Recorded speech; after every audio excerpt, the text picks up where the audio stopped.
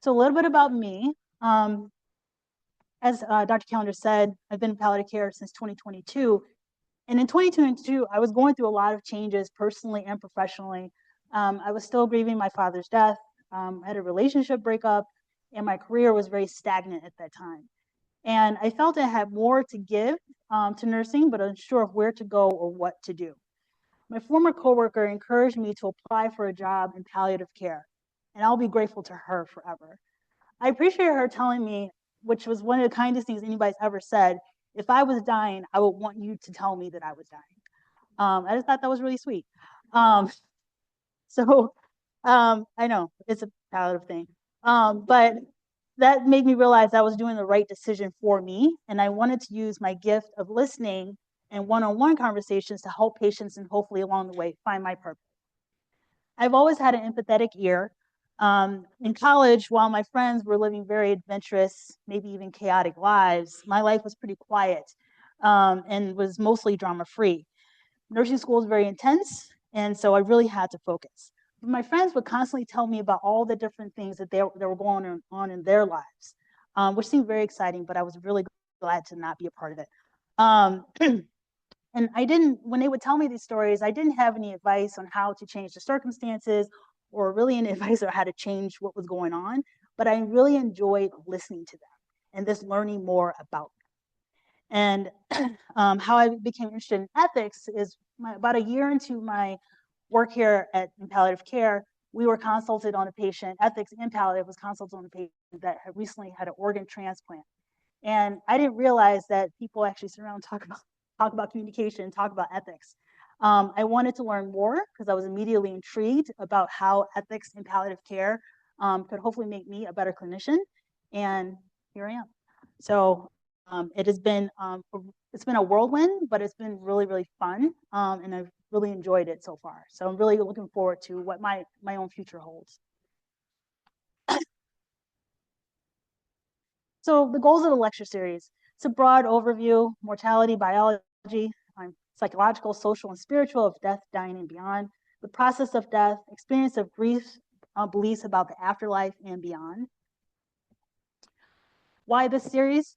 Dying and death are shaped by medicine, culture, and history. Reflect on abstract concepts, lived realities of many, many people. Everybody in this room has some type of experience with death, dying. And that shapes how you think about death and dying when you're talking to other people. It's a normal part of life.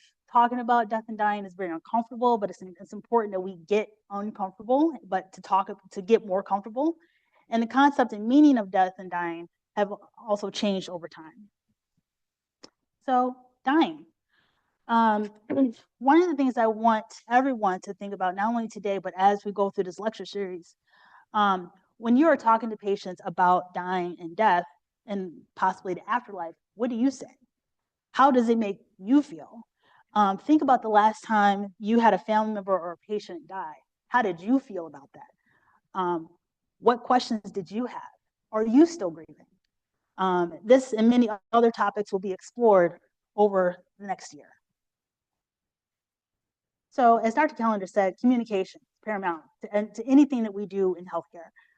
The healthcare provider relationship and communication happens in moments of uncertainty. A lot of this is happening inpatient, but it can happen throughout the healthcare continuum. What history teaches us about death is culturally and politically relevant. How can medical specialties work together to diverge in treating the terminally ill? And there's a lot of tension. There's a lot of tension when you're starting to talk about death and dying.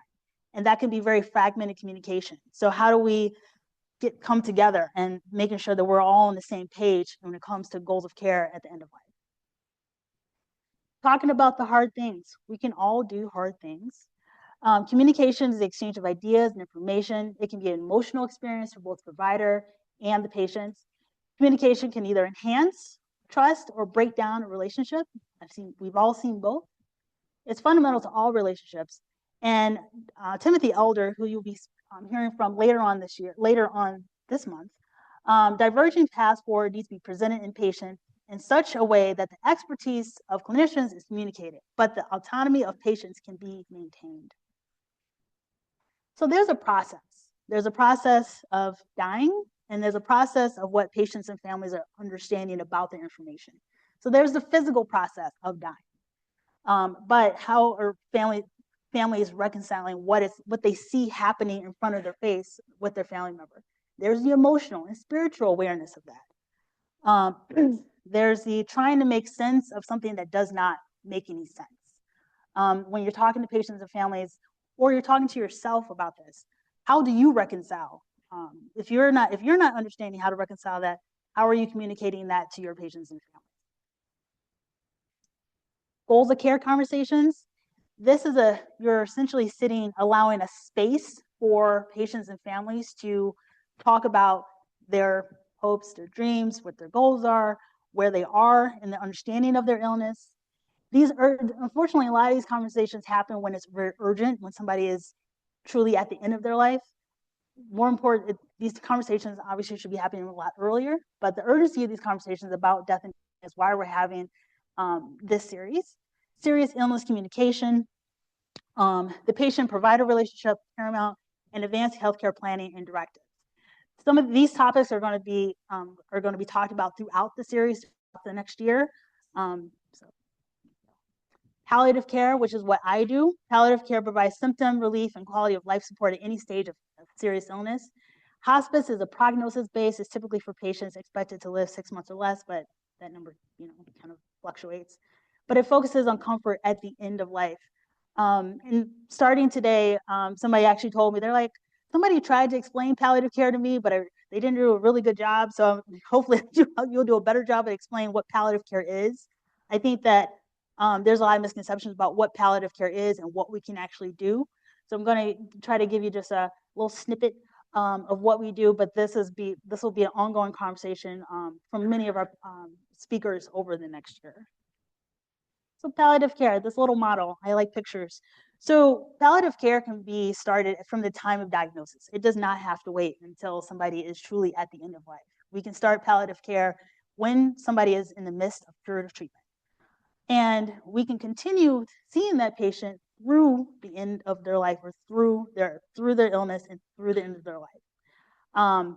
It can be very beneficial, because I think that palliative, what we're able to do is hopefully ideal situation is foster a relationship with those patients. They have a diagnosis, whatever that may be. Probably when they heard it, it was probably the worst day of their life. But I think that with palliative care, we can talk about the illness, but we can also talk about what else is going on in that person's life. One of the things that I like to let my patients know is that they are more than their diagnosis. Their diagnosis does not define them. They had a life before they were diagnosed, and they will continue to have that life. And it's important that we try to figure out how can we make sure that you're living the best life possible while dealing with this illness. Some common questions that come up in palliative care is, how long do I have left to live? Is it death going to hurt? And can I go home? One of the questions palliative care will ask, what is most important to you? What do you value? Who is a part of your support system? You'd be amazed at how many people don't have a support system. And what do you understand about your illness and treatment? I think that when providers are trying to communicate these things to patients, it kind of gets lost in translation. I think that, sometimes patients will initially hear that I have this illness, and then the rest of the information just kind of like goes off into darkness. They just can't understand the rest of what's happening to them. It's just like all the information is coming at them at once. And we're so focused on trying to treat that we forget that there's an entire other life going on. They have parents and kids and animals and things like that they also have to focus on. And this illness changes that completely. And so I think that when we're having goals of care conversations and serious illness communication with patients, we have to take into account everything that is going on with that patient, because that illness is one part, but there's an entire other part that I sometimes feel that is missed. Pediatric palliative care. I'm gonna just talk about it a little bit because I do not do anything with children. But pediatric care raises unique questions of assent, consent, and family involvement. The little experience that I do have with children, they have parents and guardians. They're dealing with very complex medical decisions for this little person. And the goal is to help children live their best life possible with their illness and not just at the end of their life. Medical aid in dying, this is going to be a panel discussion. We will have representatives from both sides of the argument for medical aid in dying. Some issues that may be talked about: informed consent, capacity to make decisions, equity and access, conscientious objections by healthcare providers. Death, here we are. So, philosophy of death. What is death? Is it just a physical body, or is it something more?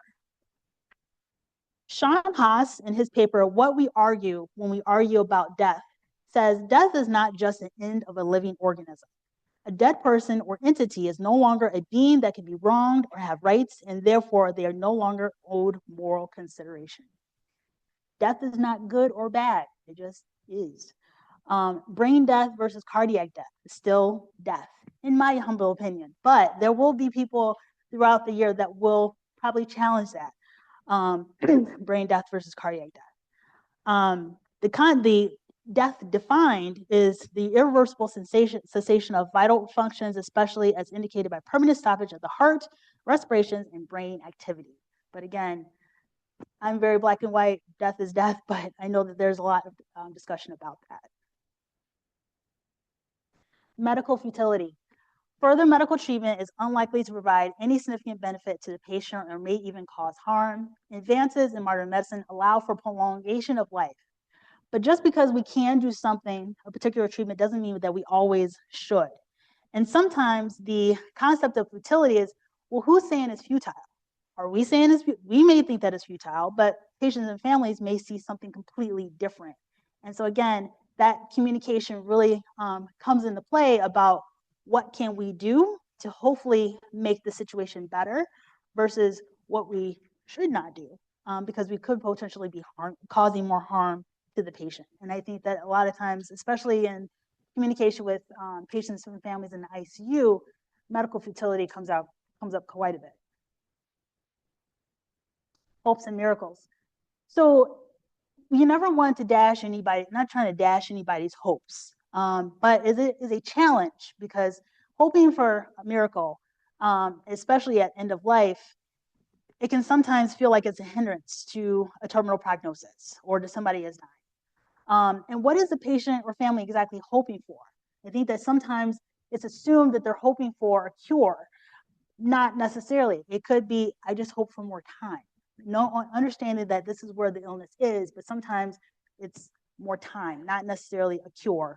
And so just kind of when it comes to communication, really narrowing down what are people actually wanting, what is the miracle that they're requesting, what are they hoping for, and I think that can also help guide those conversations, especially if patients and families don't want to feel as if they're being dismissed because they are waiting on God, or they are wanting to give more time, or they're waiting for this miracle.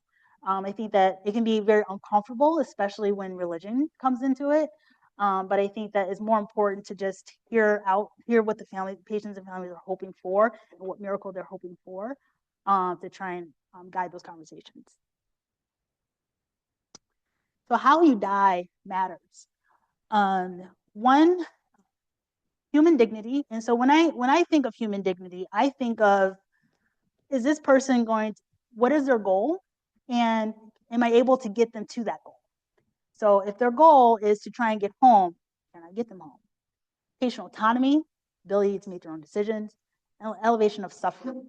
Nobody wants to suffer at the end of life. So how can we make sure that that does not happen? And How You Die Matters, a concept from a TED Talk by Dr. Brandon O'Shea, suggests that circumstances and experience of dying are significant, not just the fact of death itself. He emphasizes the importance of preparing for end-of-life care, asserting control over one's death, and recognizing that death vary widely, from peaceful to really traumatic, and affecting the dying person and their loved ones. Whether you die from trauma, prolonged illness, or sudden death, sometimes you don't have control on how you leave this earth. We're also going to have discussions on health disparities and social justice.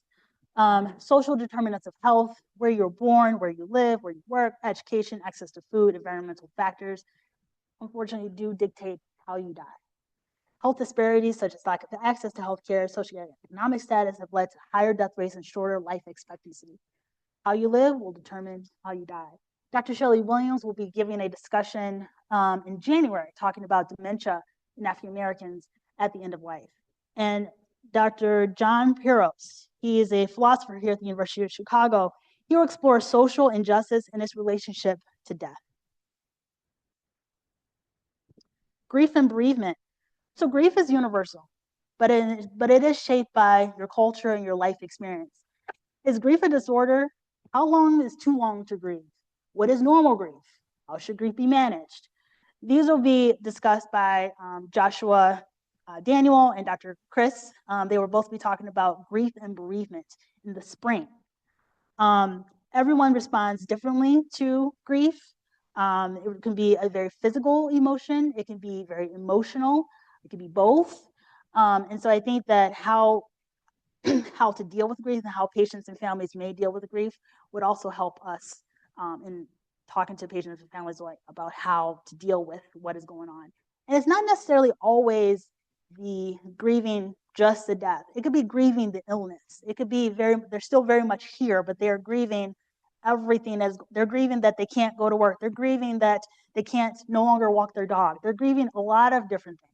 So grief will vary and it'll be on a continuum. And then the beyond. So you're dead, but not really dead. This is where the digital afterlife comes into play. We have digital ghosts. You have bots and avatars that are acting as therapists. Who owns your digital footprints? Facebook, maybe? Instagram? I'm not sure. Death and memory. Memories potentially experienced in a moment of dying and how the memories are maintained by the living. Funerals. There's alternative funerals. I saw something on Instagram. This lady, she wanted a Barbie funeral. So she had like a Barbie funeral that all of her pallbearers were dressed as Barbie. So, I mean, there's a lot of different ways that people are celebrating life, but funerals, when I grew up, funerals were for the living. They weren't necessarily for the dead because they're dead. So how would they know? Personhood and biological death. What does that mean? So if they're saying that you are still alive in the digital afterlife, are you still a person, even though you've had a biological death? These are and some other topics will be explored over the next year.